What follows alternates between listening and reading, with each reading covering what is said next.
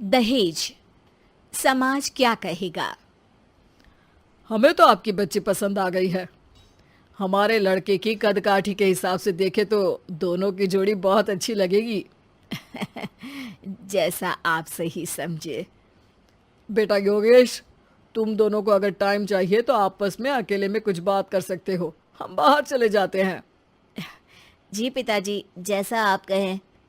योगेश और सविता को अकेले वक्त देकर सब वहां से चले जाते हैं। चाय कैसी लगी? चाय भी अच्छी लगी और आप भी। सच में? हाँ, मैंने तो फोटो देख के ही हाँ बोल दिया था। मुझे भी आप अच्छे लगे। आपको कुछ पूछना हो तो पूछ लीजिए, जैसे खाना बनाना आता है या नहीं, घर के क्या क्या काम कर लेती हूँ, वगैरह वगैरह। वो तो मेरी माँ आपकी माता जी से पूछ ही लेंगी। वो मेरा डिपार्टमेंट नहीं है। इधर योगेश और सविता जिंदगी भर का साथ जोड़ने की बात कर रहे थे। उधर सविता के पापा योगेश के पिताजी के सामने हाथ जोड़ के खड़े थे। देखिए, हमारा बेटा पढ़ा लिखा है, अच्छी नौकरी करता है। उसमें जितना पैसा लगा है कम से कम उतना तो मिलना चाहिए ना। 10 लाख से कम में तो नहीं हो पाएगा। बेटी हमारी बहुत होनहार है और 7 लाख भी तो कम नहीं होते हैं ना जी। अगर आप हमारी बेटी को शादी के बाद काम करने देंगे तो 3 लाख तो 6 महीने में ही कमा लेगी। हमारे घर में ये सब नहीं होता। औरतें घर संभालती हैं और आदमी बाहर के काम। जरा मेरी बात तो समझिए। एक कार देने के बाद 10 लाख रुपए नगद देने में हमारी कमर टूट जाएगी।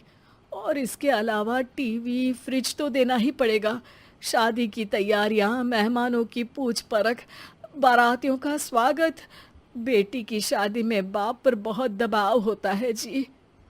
देखिए, हमारा बेटा कोई दुकान में रखी चीज नहीं है जिसके ऊपर हम भाव ताव कर सके और आप उसे कम दाम में खरीद लेंगे।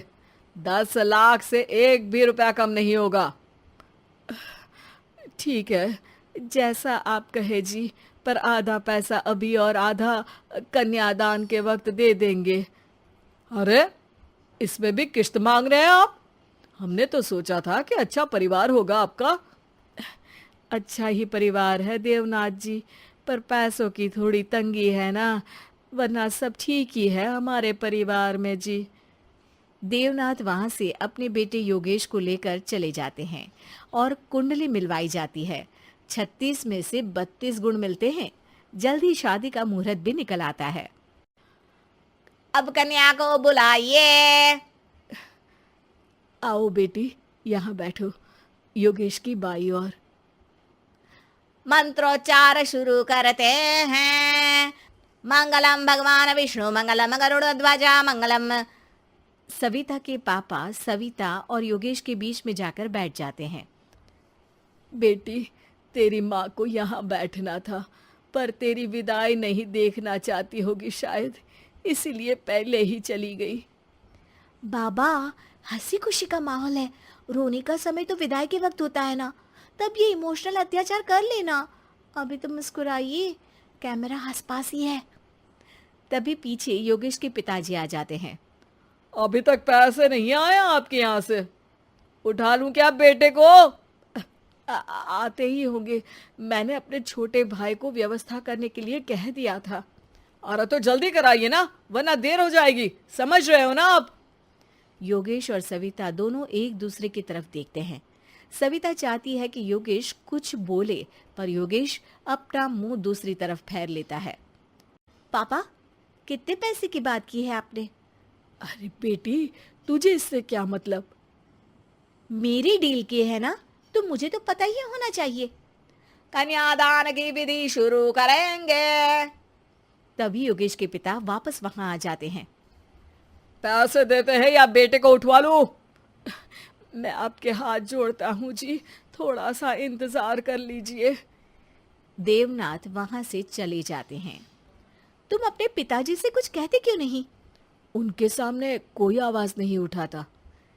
ऐसा नहीं है, कोई तो उठाएगा ही।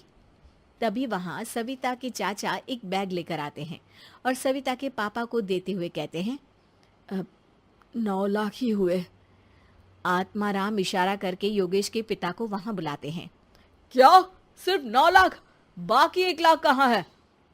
नहीं हो पाए जी, शादी के बाद कर देंगे। अरे आप बात से पलट रहे हैं। जल्दी से अभी के अभी पूरे पैसे लाइए, वरना बेटे को उठाऊं क्या? देखिए मैं आपके पाँव पड़ता हूँ।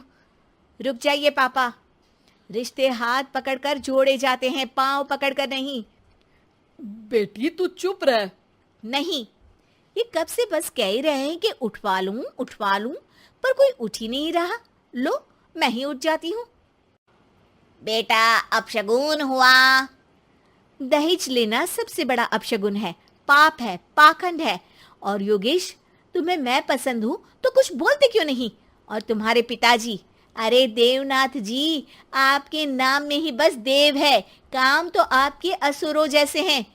पर गलती आपकी नहीं, गलती मेरे पिताजी की है, जो आप जैसे लोगों को घर की दहलीज भी चढ़ने देते हैं। लेकिन एक बात साफ है, मैं आपके घर की दहलीज कभी नहीं चढ़ूंगी। अरे बेटा, समाज क्या कहेगा? यही कहेगा कि सविता के भीतर की माँ दुर्गा जाग गई थी, जिसने पापा के खिलाफ, गलत के खिलाफ आवाज उठाई। आसपास के लोगों ने जोरदार तालियां बजाई। समाज की तालियों से पता चला कि समाज क्या कहेगा। समाज ने सविता की बात को स्वीकार भी किया और उसको अपने सर आंखों पर भी बिठा लिया। सविता के पिता में हिम्मत जागी और उन्होंने कहा, देवनाथ जी, आप कह रहे थे ना बेटे को उठा लूं क्या? उठा लीजिए। हमारी बेटी को आपका लड़का पसंद नहीं है और हमें आप